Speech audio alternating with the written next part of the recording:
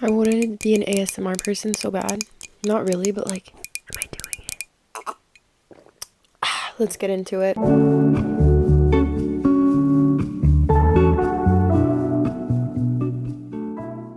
If you want to transform into the hottest, highest, healthiest version of yourself, this is the podcast for you. Welcome to the very first episode of my very first podcast.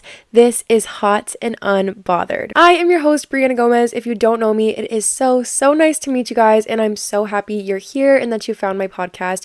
You might know me from my content creation / social media channels. I've been doing content creation for over 4 years now, seriously, and I have learned a lot along the way about dealing with judgment and outside opinions, negativity, and a lot of that does take such a toll on your self-esteem. And I think over the years I've really had to learn to kind of let the negativity roll off my back and to protect my energy and my aura and learn to say, you know what, I know who I am and I'm not going to let anyone else's outside opinions affect that or change that. And developing this hot and unbothered mindset, which we will dive into in a second, is something that really did protect me during that time and protect my energy and help me not to worry about what other people were thinking. A little more about me is I am 21 years old. I'm from Orange County, California. I have a twin sister. I have a pet bunny and 3 cats. My favorite color is pink, obviously. And I am just here for you guys. If you know me, you know I've been talking about having a podcast for so long now. I make short form content, typically. I have mastered the art of sitting down, turning on my little TikTok timer, cutting up the clips. You know, I've done skits, I've used scripts, and I've done all the ads, all the get ready with me's. But this right here is something that I have yet to master, but it's a skill that I am so excited to learn with you guys. I am so excited just to be here talking raw, heart to heart, talking about real serious things that will actually help benefit us all in the long run. And I think this is just unlocking, honestly, a new level of friendship between each other. I'm very excited to enter this new chapter with you guys of a podcast because, like I said, I've been doing TikTok, I've done YouTube, I've done Instagram, but this right here is something I have yet to learn, and I'm so excited to be on here for you guys. And I think a lot of you guys really do enjoy my more personal content, so I wanted to kind of take it to the next level. My goal is for this to feel like a FaceTime call or a phone call with your best friend, like a sleepover, a debrief the morning after a night out, like when all the tea comes out. Everything is out on the table, nothing is off limits, and I'm just here to talk with you guys and honestly get to know each other. And I'm not going to be one of those podcasters where I sit here and tell you about my perfect life and how you can make your life perfect like mine too, because I am so far from perfect. I struggle, and I have struggled. I've reached the lowest point I was in the last 2 years. I was so unwell where I left myself no choice but to come level up my mindset. So I'm not going to sit here and tell you, you have to do this and this and this, and you're going to be happy, and you're going to be perfect, and it'll last forever, because that's not realistic. But being a girl is so freaking hard, you guys. I really just wanted this to be a safe space and to create a community for all of us where we can feel comfortable and talk about all the things, the girly things, the struggles, the emotions, the good and the bad, and our aspirations, how we want to grow. And I think this is just such a beautiful way to do it. And I can take what you guys are saying, I can take your input, answer your questions, say things that I've learned along the way, and things that have really helped me. A little more context as to how I ended up in the position I'm in today. I started social media seriously back in 2020, and it honestly was something that really took off for me. I was like, this is something I can turn into a full-time career, which was always a dream and a passion of mine. And so that's what I did. I quit my job, which was probably my first mistake. I definitely was not ready. I was not mature enough or disciplined for that. And I'm not gonna lie, I went so far off the rails. I was definitely concerned that I wouldn't even be able to get myself back on track. During the past 2 years, the years that I was not doing anything with my life, I watched my love for myself, my confidence for myself, my goals and aspirations and ambitions for myself just plummet straight into the ground because I had no structure, and overall I was trying to fit into this identity that I created for myself. Everyone on social media knew me as this one girl. The girl with the pink hair, the crazy outfits, the bubbly personality. And on days when I didn't feel like that, it was such a battle trying to put on that character, that persona, and that mask every single day and force myself to fit into a box that I did not fit in. I created that mold for myself and I was shaping away from it. And that person that I was every time I turned on the camera, it didn't feel like a person I actually resonated with anymore, which I know could sound a little bit dramatic to say, but it's so hard when you think about if I started social media in 2020 and then all throughout 2022 and 2023, people were expecting me to be the same person and create the same content, and I was so sadly afraid of what other people would think of me. I was like, well, even if I want to try something new, they're not going to like it if I do that. If I change my hair color, they're not going to like it. And I was so afraid of what everyone was going to think and say and comment, and I just couldn't handle it. And the pressure just weighed down on me so much where I was so scared to make even the tiniest change, even if I knew in the long run it was going to make me feel better about myself and my confidence, and it would help me feel like I'm being true to myself. I was so scared to make that change because of the outside opinion and my fear. It feels like a lifetime ago because I don't even recognize the person I was during that time. And I just remember wanting to crawl out of my skin. I felt guilty and ashamed and embarrassed of the person I was becoming. I wasn't taking good care of myself, whether it's the way I slept, ate, worked out, or lack thereof. I was just honestly destroying myself, but not only physically, mentally too. I wasn't doing my journaling, I wasn't keeping myself in check, and I wasn't focusing on my mindset and my love towards myself because I was so focused on what other people would think of me and what they wanted from me. And I had to get to such a low point where I realized I had no choice but to just pick myself up, get back on track, and I wasn't even someone who I wanted to be friends with. Now, if I saw the person I was during that time out on the street or at a party, I would not want to be friends with her. I would probably run the other direction. I'd be like, oh, she's cute, she's cool, but she's a red flag and she looks like trouble. I was going out and partying and drinking all the time. And if that's something that makes you feel good and it makes you happy, that's really good for you. Keep doing whatever makes you happy, but you have to think about the way it's affecting your well-being. And for me, it got really bad to a point where I just felt like I needed to make a change. I look at pictures and videos of myself that my friends took of me during that time, and I can't even watch them. I cringe and I don't even recognize myself because I was so far detached from the person I truly wanted to be, which is really sad because I just wasn't doing any of the inner work. Am I talking too fast for a podcast? Guys, I'm so sorry. I think my brain works a lot faster than my mouth, so I definitely need to slow down. Like I said, it's a skill I am learning with you, so hang along for the ride. The podcasts are only going to get better, but as we will learn in this episode, when you focus on yourself, everything will change. So let's get into what it really means to be hot and unbothered. You guys have all heard the saying hot and bothered. It's not a good thing. It's uncomfortable, you're flustered, you're embarrassed. Hot and bothered is not a good thing. But if you add just those two letters to the narrative, the story completely changes. You're hot and unbothered. You are so untouchable. Your energy and your aura is so magnetic, and you are just the hottest, highest version of yourself, not only in a physical way, but on a mental level as well. It all starts up in your head, you guys. Being hot and unbothered is about developing that mindset that your aura and your energy is truly untouchable and that you aren't going to let anything or anyone disrupt it. And the second you decide you are hot and unbothered, you will see the world around you start to change. The universe will cater to you. Other people will cater to you because you know what you deserve and how things should be, and you aren't letting any outside factors affect you negatively. And when you truly embody this concept, you're not letting the little things get to you. You're placing yourself on the pedestal, which is the most important part. I think as humans, especially women, we do this thing where we prioritize every single person and thing before ourselves. You have this long list of things. It could be love, family, work, boyfriend, school, and you put yourself at the very bottom. I want you to think of who's at the top of your pedestal. Is it a boy you have a crush on who probably is not giving you enough attention? Whoever is at the center of your world right now, whoever is on your pedestal, I want you to flick them off. They can take second place. You need to be at the top of your pedestal. You need to be the center of your universe and the main focal point of your life. Because if you are not focusing on yourself, the other areas and aspects of your life will not be able to reach their full potential because everything starts with you. And when you are focusing on yourself and looking inward towards yourself and putting the love towards yourself that you put to other people, everyone else will feel the same way towards you. Energy is so transferable.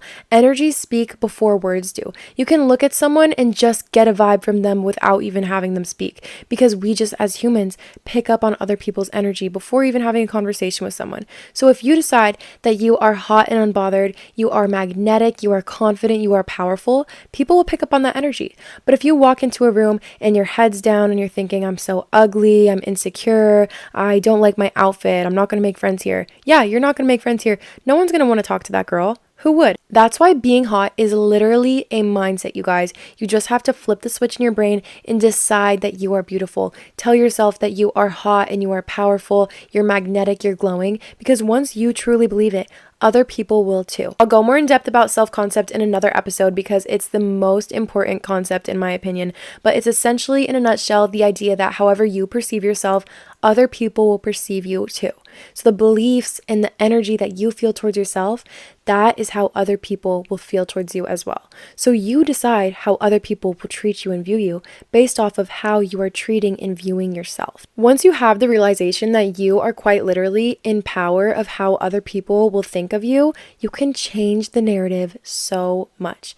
You can work on your confidence and your self-love and your self-care, the way that you treat yourself and speak to yourself. And it's so easy. Literally with affirmations, you don't even have to believe it. I just want you to look in the mirror or write down that you are hot, that you are beautiful, and you're unbothered by the outside factors, and just keep doing it till you believe it. You have to fake it till you make it, because beauty truly is skin deep. I know it's so cheesy, but it does start from within. So you have to do the inner work if you truly want to be energetically and physically beautiful. I feel like a lot of us have seen that person walk into a room. I feel like there's a girl in every party or every friend group who is just so outgoing and kind and well-spoken, and she just puts herself out there, and you can tell that she is visibly confident. And she doesn't even have to be dressed up. She doesn't even have to have her hair done or the perfect outfit. It's just the energy, because energy speaks for itself, and energy truly can be beautiful. There's definitely the common misconception these days that being confident, it means you're conceited. If you place yourself at the center of your life on the pedestal,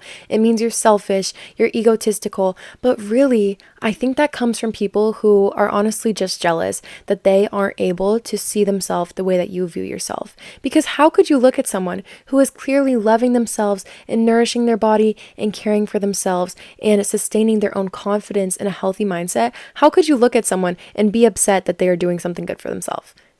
You're jealous. Because in reality, a healthy, confident, beautiful person could never be mad at another person's beauty or confidence. It all stems from jealousy when people think that confidence is equivalent to being conceited. And I feel like jealous people, they'll see someone taking care of themselves and improving themselves, and they'll be like, oh, like, she's changing, she's trying so hard, like, she's just becoming a better person, and how can you blame her for wanting to do that? How can you blame someone for wanting to create a healthy, happier version of themselves and truly trying to level up and reach their full potential? Because if you don't take care of yourself, if you don't love yourself, you're going to stay stagnant forever if we don't change. So people who are judgmental towards that are honestly just jealous because they're stuck in their own ways and they can't do the same. The amount of comments that I have gotten saying that I'm conceited and I'm full of it, and how could I say that? I'm a narcissist. Guys, I literally just make videos about loving yourself and preaching self-confidence and self-love. When I went on that dating show episode, if you know what I'm talking about, you know,